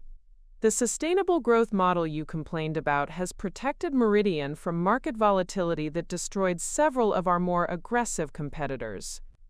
Jonathan Cross found his voice first, though it came out strained and defensive. "Even if this is true, the concerns we've documented about leadership transparency and strategic communication remain valid. Anonymous leadership creates uncertainty and limits stakeholder confidence." I turned my attention to Jonathan with the kind of focused intensity that had intimidated opposing negotiators across 3 continents. "Mr. Cross, let's discuss your concerns about transparency. Are you referring to the same transparency you demonstrated when you shared confidential client lists with Peterson Holdings? Or perhaps the transparency you showed when you met with financial reporters to discuss internal company matters?" Jonathan's confident facade cracked as he realized that his conspiracy had been under surveillance. Amanda Peterson took an involuntary step backward, suddenly understanding that their careful plotting had been observed and documented by the very person they'd been targeting. "And Ms. Peterson," I continued, "since you're concerned about strategic communication, Perhaps you can explain why you've been providing recruitment intelligence about our key employees to competing firms. Is that the kind of strategic communication you believe Meridian needs?" Derek finally found his voice, though it came out weak and desperate. "Natasha, this doesn't make sense. You've never shown any interest in business. You don't understand finance. You spend your time on charity work and social events." The pain in his voice was genuine, but it was the pain of someone whose entire worldview was collapsing, rather than someone who'd been betrayed. Derek wasn't hurt because I'd deceived him. He was hurt because reality was refusing to conform to his assumptions about my capabilities. "Derek," I said, my tone becoming gentler because despite everything, this was still the man I'd shared 8 years of my life with. I have an MBA from Wharton, I've been studying international finance since I was 19, and I've been attending, quote, charity committee meetings that were actually executive leadership conferences and strategic planning sessions. You never showed interest in my background because you were comfortable with your assumptions about who I was." I walked around the table to stand directly in front of my husband, close enough to see the devastation in his eyes as he processed the magnitude of his miscalculation. "The Le Cordon Bleu cooking classes where you thought I was learning to prepare your favorite meals? Those were board meetings held at the culinary school I own. The spa days you assumed I was indulging in? Those were strategy sessions with department heads and institutional investors. The charity fundraisers you attended as my supportive husband? Those were cover for merger negotiations and international partnership discussions." Derek slumped into one of the leather chairs surrounding the boardroom table, his entire body language reflecting defeat and disbelief. The confident conspirator who'd entered this room planning to save Meridian from its incompetent leadership had been replaced by a man confronting the reality that he'd spent 8 years married to that leadership without ever bothering to truly know her. "Ladies and gentlemen," I said, addressing the board while Derek sat in stunned silence, "I believe we can now address the concerns that Mr. Harrison and his colleagues came here to present. Would you like to share your recommendations for improving Meridian's performance under my leadership?" The question was rhetorical, and everyone in the room knew it. Derek, Jonathan, and Amanda had walked into this boardroom planning to overthrow an anonymous female chairman they'd assumed was weak and incompetent. Instead, they'd discovered that the chairman was anything but anonymous. She'd been hiding in plain sight, married to their ringleader, building everything they claimed to want while they plotted against her. The revelation was complete, and the reckoning was just beginning. The silence that followed my rhetorical question stretched for what felt like an eternity before Derek slowly raised his head, his eyes meeting mine with a mixture of devastation and something that looked dangerously close to anger. The man who'd spent 8 years explaining basic business concepts to his simple housewife was now facing the reality that she'd been operating at a level of strategic sophistication he'd never imagined possible. "You lied to me," Derek said finally, his voice gaining strength as shock transformed into accusation. "For 8 years, you lied about who you were, what you did, everything about your life. How could you do that to someone you claim to love?" The accusation hung in the air like a challenge, and I could feel the board members shifting uncomfortably as they witnessed what was clearly becoming a deeply personal confrontation. But Derek's attempt to reframe himself as the victim of deception only strengthened my resolve to address this situation with complete honesty. "Derek," I replied, my voice calm but firm, "I never lied to you. I answered every question you asked truthfully. The problem is that you never asked the right questions because you were comfortable with your assumptions about what a woman like me was capable of achieving." I walked back to my position at the head of the table, using the physical distance to establish the professional boundaries that Derek was trying to blur. "When we met at that charity gala 8 years ago, you pursued me because you believed I was a wealthy heiress who could advance your career.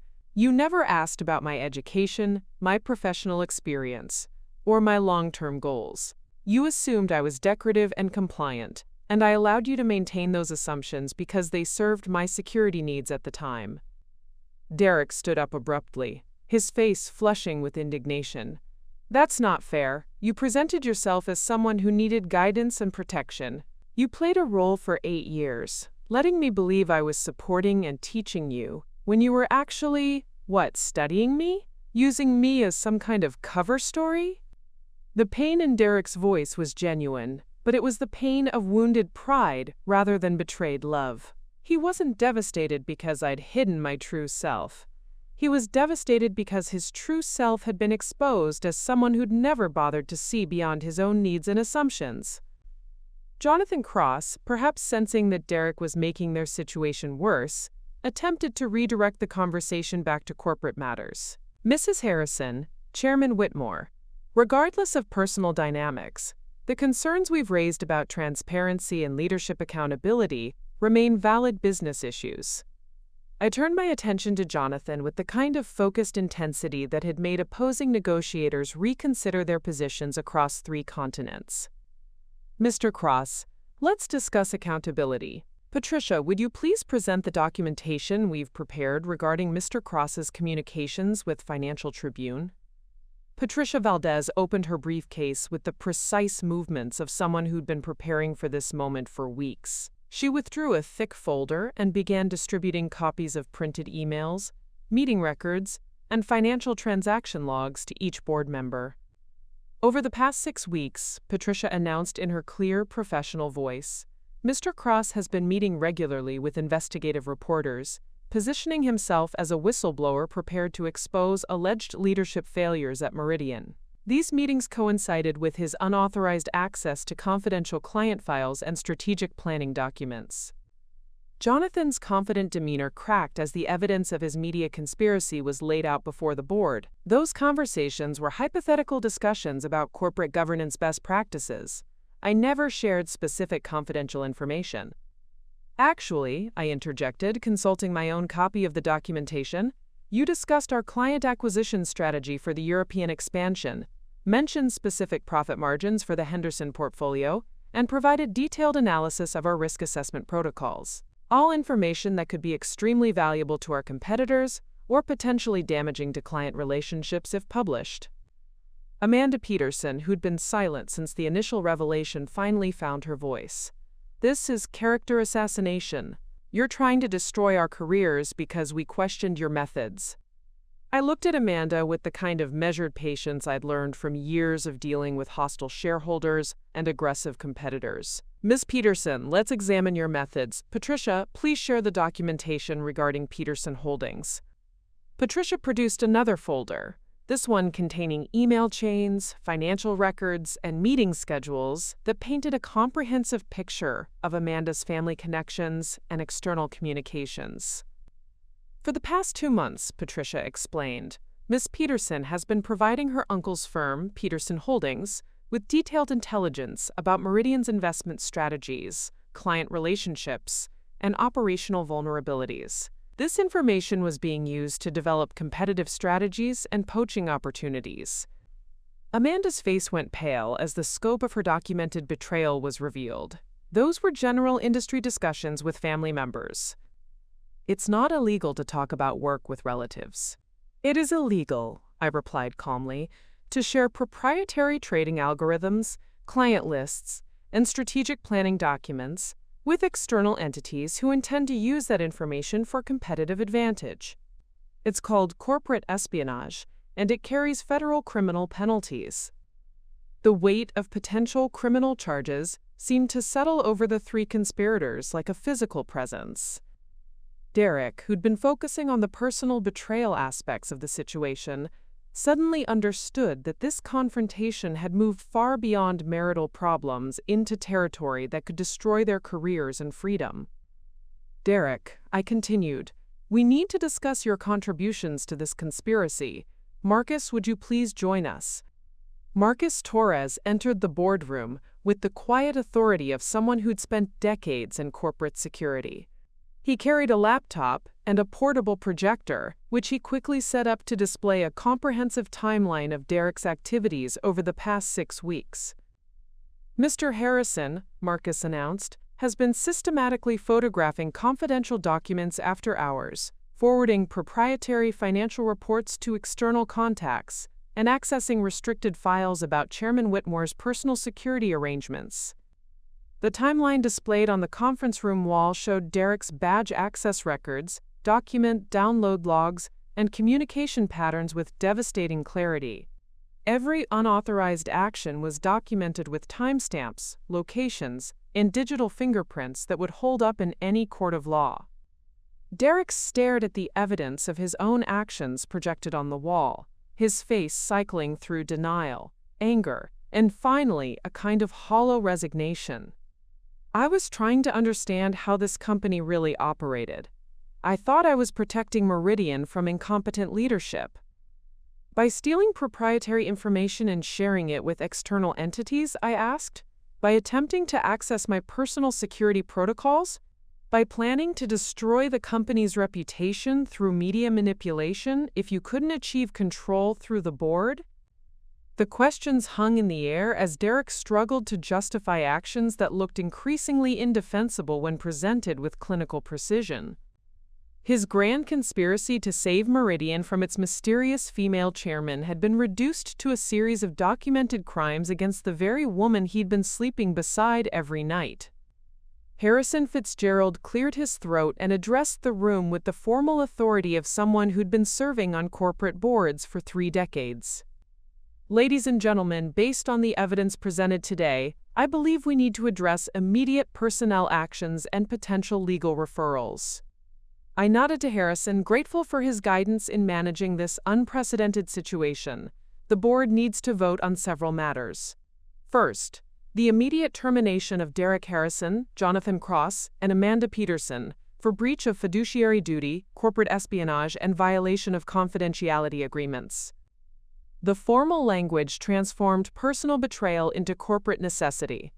These weren't just people who'd hurt me. They were employees who'd committed crimes against the company and its stakeholders.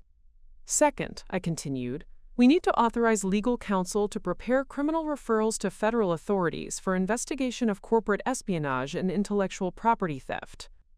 Derek's head snapped up at the mention of federal investigation, his eyes meeting mine with a desperation I'd never seen before. Natasha, please. Don't destroy my life over this. I was wrong, I was stupid, but I never meant to hurt you personally. Looking at my husband, soon-to-be ex-husband, I felt a complex mixture of sadness, anger, and something that might have been pity. Derek, you spent 8 years hurting me personally by refusing to see me as anything more than an accessory to your ambitions. The criminal activity was just the logical extension of that fundamental disrespect. The board voted unanimously on both motions. Derek Harrison, Jonathan Cross, and Amanda Peterson were officially terminated from Meridian Capital Group, effective immediately. Criminal referrals would be filed within 48 hours, and all 3 would be escorted from the building by security. As Marcus and additional security personnel arrived to handle the logistics of removing the terminated employees, Derek made one final attempt to reach me on a personal level. Natasha, he said, his voice breaking slightly, what happens to us? To our marriage? I looked at the man I'd shared 8 years of my life with, the man who'd just spent the morning trying to destroy everything I'd built while calling me a simple housewife, and felt a strange sense of closure. Derek, I replied, our marriage ended the moment you decided that your assumptions about my capabilities were more important than actually knowing who I am. Everything that happens from here is just paperwork. As security escorted Derek and his co-conspirators from the boardroom, I remained standing at the head of the table, finally able to be completely myself in the company I'd built and the position I'd earned. For the first time in 8 years, Natasha Harrison and N.R. Whitmore were the same person, and she was exactly where she belonged. 6 months later, I stood in the same boardroom where my double life had finally ended, but everything about the scene was transformed. Gone was the elaborate secrecy, the hidden identity, the careful choreography of maintaining 2 separate personas. The nameplate at the head of the table read, Natasha R. Whitmore, Chairman and CEO, in elegant gold lettering, and the woman sitting behind it was finally, completely, authentically herself. The morning's Wall Street Journal lay open on the conference table, featuring a cover story about Meridian Capital Group's record-breaking quarterly performance and my inclusion on their top 40 under 40 inches list of influential business leaders. The article, written by the same Financial Tribune reporter that Jonathan Cross had been feeding information to, painted a picture of visionary leadership and strategic brilliance that would have been impossible to achieve while hiding behind anonymous communications. Rebecca Chen entered the boardroom carrying the morning briefing folder, her professional demeanor warmed by the kind of easy rapport that comes from no longer managing complex deception protocols. "Good morning, Chairman Whitmore. The Investor Relations team has prepared your talking points for this afternoon's quarterly earnings call, and the European expansion team is ready for their presentation at 10. The European expansion had been my first major public initiative after revealing my identity, a $400 million investment in sustainable technology partnerships that had initially faced skepticism from analysts who questioned whether the mysterious N.R. Whitmore could maintain her track record under public scrutiny. 6 months later, the expansion was exceeding all projected returns and had positioned Meridian as the leader in ethical international investing. "Any word from the Peterson Holdings situation?" I asked, reviewing the morning's financial reports while keeping track of the various legal proceedings that had emerged from Derek's conspiracy. Rebecca's expression became more serious. "Patricia called this morning. Amanda Peterson accepted the plea agreement yesterday. She'll testify against her uncle's firm in exchange for reduced charges, and Peterson Holdings will face federal investigation for corporate espionage and attempted market manipulation." The Peterson Holdings investigation had become a landmark case in corporate ethics enforcement, with Amanda's uncle Timothy facing potential prison time for attempting to manipulate Meridian's strategic decisions through planted employees. The irony wasn't lost on me that Derek's conspiracy to save Meridian from emotional leadership had actually uncovered a sophisticated external threat that my emotional decision to trust my instincts had detected and neutralized. "And Derek?" I asked, though the question carried more professional obligation than personal interest. "His sentencing hearing is scheduled for next month. The prosecutor expects 18 months in minimum security, followed by community service and permanent prohibition from working in financial services." The fall of Derek Harrison had been swift and comprehensive. The federal investigation had uncovered not just his recent conspiracy activities, but a pattern of taking credit for others' work that stretched back to his days at Sterling & Associates. Former colleagues had come forward with stories of presentations stolen, ideas appropriated, and systematic undermining of female coworkers that painted a picture of someone whose entire career had been built on exploitation and deception. Most painfully for Derek, the investigation had revealed that his rapid promotion at Meridian hadn't been due to his exceptional talents, as he'd believed, but because I'd been quietly ensuring that competent people were placed in positions where they could contribute effectively. His success had been orchestrated by the same woman he'd spent 8 years dismissing as intellectually inferior. My phone buzzed with a text from Dr. Sarah Mendoza. "Lunch today? I have news about a certain hypothetical friend situation." I smiled, remembering our conversation 6 months ago about authoritative emergence and controlling narratives. Sarah had become one of my closest advisors during the transition from anonymous to public leadership, helping me navigate the complex dynamics of suddenly visible female executive authority. 2 hours later, I sat across from Sarah in the private dining room at the Meridian Club, the same venue where I'd once hidden my true identity behind charity committee cover stories. Now I was simply having lunch with a friend and business consultant, no deception required. "So," Sarah said, with the satisfied expression of someone whose professional advice had proven spectacularly successful, "how does it feel to be completely yourself in your own company?" The question was more profound than it initially appeared. For 8 years I'd compartmentalized my identity so completely that I'd almost forgotten what it felt like to have my professional competence and personal relationships exist in the same universe. The integration had been simultaneously liberating and terrifying. "Complicated," I answered honestly.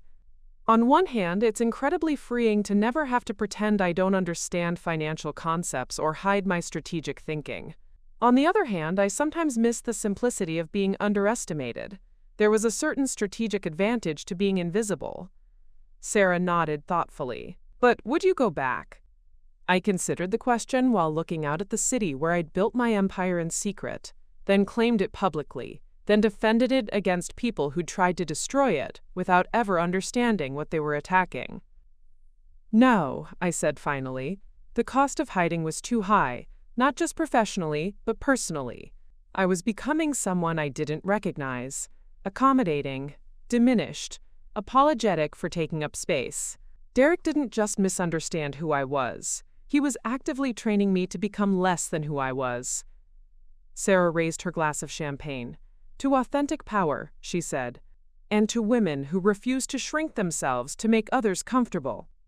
As we clinked glasses, I reflected on the unexpected directions my life had taken since that morning 6 months ago. The divorce from Derek had been finalized within 3 months, a process made smoother by prenuptial agreements that protected Meridian's assets, and by Derek's legal troubles, which left him in no position to contest anything. He'd lost his career, his freedom, his marriage, and his comfortable assumptions about his own competence in one devastating morning.